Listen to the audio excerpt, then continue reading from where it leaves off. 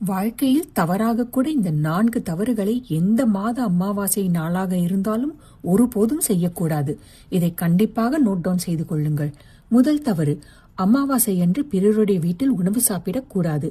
ஏனெனில் அந்த நாளில் சாப்பிடுபவரின் ஒரு மாதத்தின் புண்ணியம் அந்த உணவை அளித்தவருக்கு சென்றுவிடும் என்று கூறப்படுகிறது. அதனால் நீங்கள் வெறுமையாகி விடுவீர்கள். நினைவில் கொள்ளுங்கள். இரண்டாவது தவறு, அமாவாசை அன்று மரங்கள் மற்றும் செடிகளில் இருந்து பூக்கள், பழங்கள், இலைகள், துளசி இலை, தழைகள் போன்றவற்றை பறிக்கக்கூடாது. இதனால் பிரம்மஹத்யா போன்ற பாபம் ஏற்படும்.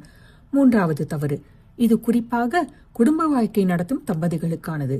இந்த நாளில் தன்னடக்கம் கடைபிடிக்க வேண்டும். கணவன் மனைவி உடல் உறவு கொள்ளக்கூடாது. ஏனெனில் இந்நாளில் அது போன்ற செயல் நடந்தால் பிறக்கும் குழந்தை டிஃபார்ம்ட், அதாவது ஊனமுற்றதாக பிறக்கும்.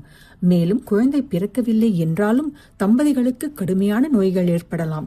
நான்காவது தவறு, உங்களுக்கே சொந்தமான நிலம் இருந்து நீங்கள் விவசாயம் செய்து வந்தால் அமாவாசை அன்று வயலில் வேலை செய்யக்கூடாது. வேலைக்காரர்கள் மூலமாகவும் வேலை வாங்கக்கூடாது. இதற்கு பின்னால் தர்ம காரணங்கள் மட்டுமல்ல, அறிவியல் காரணங்களும் உள்ளன. இந்த முறை 18ஆம் மார்ச் அமாவாசை அன்று இந்த முன்னெச்சரிக்கைகளை கடைபிடிக்க வேண்டும். ஆனால் சாஸ்திரங்கள் படி இந்த நாளில் செய்யப்படும் ஜெபம், தியானம் மற்றும் பகவானின் நினைவு மிக பெரும் புண்ணியத்தை அளிக்கும். இந்த தகவல் உங்களுக்கு பயனுள்ளதாக இருந்தால் இதை குறைந்தது 5 பேருக்கு மற்றும் உங்கள் வாட்ஸ்அப் குழுக்களில் கண்டிப்பாக பகிருங்கள். ஹரி ஓம்.